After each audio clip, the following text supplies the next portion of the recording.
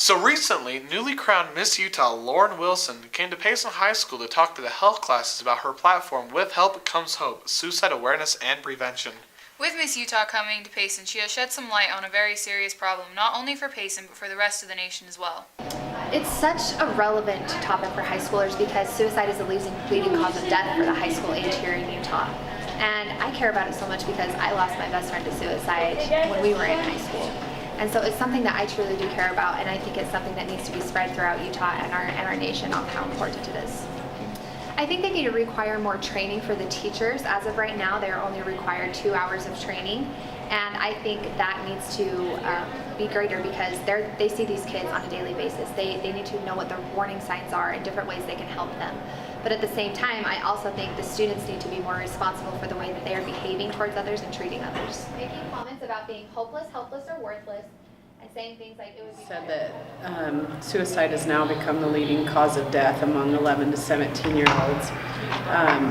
So it is, I think a lot of times people think that if we don't talk about it, maybe people won't think about it or things like that, but they've found that the opposite is true, that we've got to be able to let kids know that they can talk about it when they're feeling those kinds of feelings.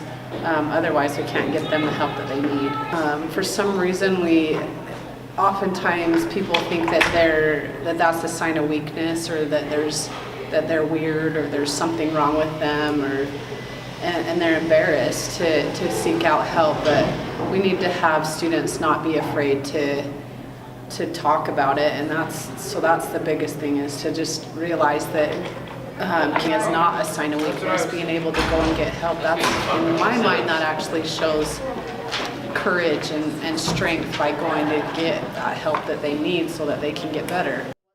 Don't be afraid to talk to someone. Don't be embarrassed about it. It is something that happens far more often than we think, and just by talking to somebody, it can help so much. Going along with Miss Utah and Miss Mangum, Utah schools have recently instituted the Safe Utah app.